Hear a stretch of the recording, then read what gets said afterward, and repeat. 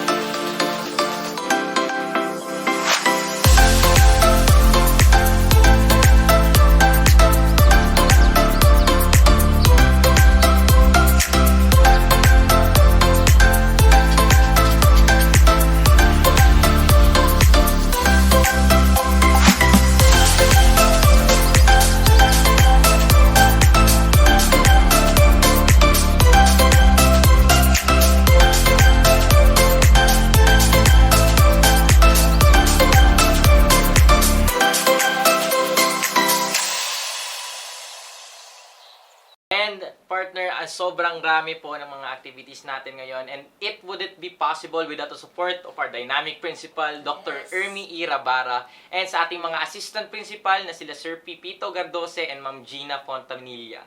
And partner, wag nating kalilimutan ang barangay local government units from Poblacion 2, Poblacion 5, Poblacion 6, and also Barangay Santa Cruz. They are a big help in this activities, partner. And also, the supportive parents of our volunteers and mga officers natin. Wag natin. Thank you very much for your never-ending support sa Supreme Student Government. Let's hear a message from the senior crew leader of the Boy Scout of the Philippines, Dilangali National High School, our partner organization, Mr. Louis J. Labria. In experiencing this week-long activity, I would like to thank you, Ma'am Ermi Rabara, Ma'am Gina Fontanilla, and Sir Popoy D. Gardose for supporting this activity.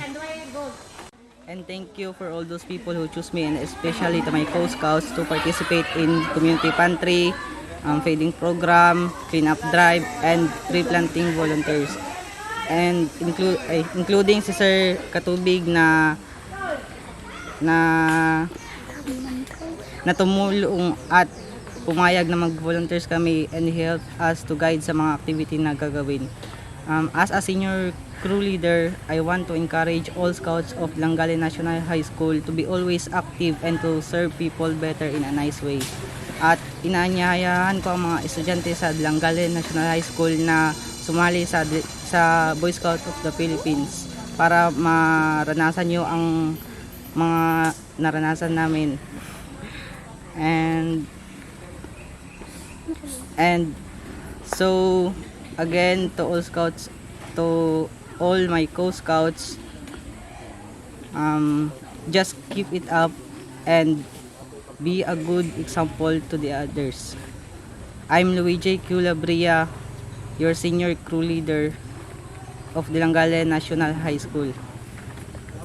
Thank you, Mr. Labria. At ngayon naman, maririnig natin ang message from one of our partner organization, the YES organization, Miss Cara Jane Montisilio. Good day, everyone. So, I would like to thank po our principals, Ma'am Ermi Rabara, Sir Pepito de Gardose, and Ma'am Gina Fontanilla. And also for our YESO advisors, Mrs. Madrones and Mrs. Toporco. And also for sa mga kauban nako nga YESO officers, sila Ate Melly and Ate Nina. Thank you for joining us, and to everyone, I would like to encourage us all na let us help preserve the nature, our surroundings. Kay diri man pud na nakapuyo, and we can do nothing kung wala nga to ang nature. We are ginabuhi ta sa nature, and dapat maghimo kitag ways like nahimo na karon nga tree planting, because this will really help us, not dili lang para sa ato ang tao but sa tanan pod nga nasa animals na nasa palibot. Also, tree planting can help the soil po na, di ba, there are news today na sa mga ibang na lugar there are soil erosions, and may mga typhoons and mga baha nga nagahitabo. So kana naging cause na siya kay kulang ang kahoy nga nasa ato ang palibot. So what are we gonna do? Syempre, the easiest way is to help labi na sa mga community services nga nasa ato mga barangay or schools. And I'd like to invite every student sa ato ang YESO or Youth Environment Student Organization, because the advocacy of our organization is to help the nature, na to preserve the nature, to enhance what is need to be enhanced to our nature. And please be safe, everyone. That's all. Thank you. And I am Cara Jane Montisilio. Thank you. Thank you for that wonderful message, Miss Cara. Now let's hear a message from our fellow SSG officer. Let's have Miss Jonah Balbuena. First of all, I would like to take this opportunity to thank our principal, Mrs. Ermi Irabara, to our principal, Ma'am Gina Fontanilla, to Sir Pipito D. Gardose, to the DENR, to our PTA President, Mr. Ernesto E. Bangco, to our SSG advisors, Sir Jong Katubig, Sir Denver Talha, Sir Herbs Eugenio, to the DNHS Boy Scout, to my fellow SSG officers, especially to our SSG President, Kuya Jeb Gonzalez, sa lahat ng mga nag-donate at tumulong, maraming salamat po sa inyo. As an SSG officer, I am so grateful to be part of this advocacy because I had given an opportunity to help other people, especially now that we are facing a very serious issue, the COVID-19. In this week-long activity, I have learned so much things. Our advocacy, the SSG Community Pantry, feeding program, clean-up drive, and tree planting. I have learned that we must unite as one and let's maintain a clean and safe environment. As an SSG officer, I will influence each and everyone to be responsible ones in our community, being good and kind always as we face uncertainties. Lastly, to love and preserve our nature in order to have a wonderful world. I am encouraging everyone, especially my co-SSG advisors SSG officers, to stand as leaders in our community because if you will start or lead the movement, others will follow.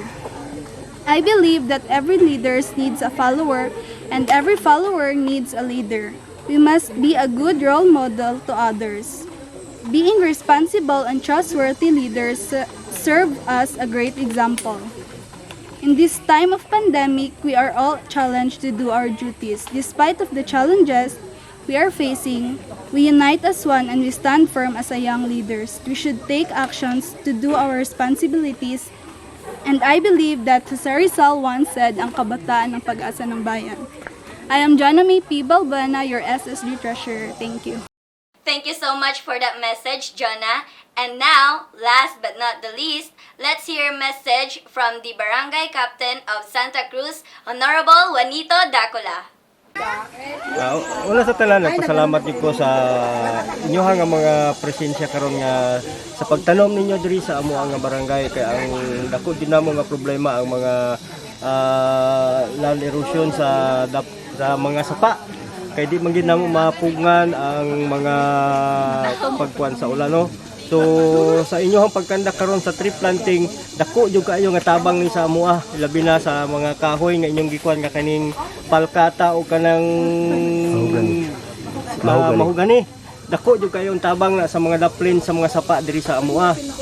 Ka murag na kuan jud gali mi kay tungod sa kadaghan sa inyoha na natamnan jud tanan ang amoa nga mga landslide nga area.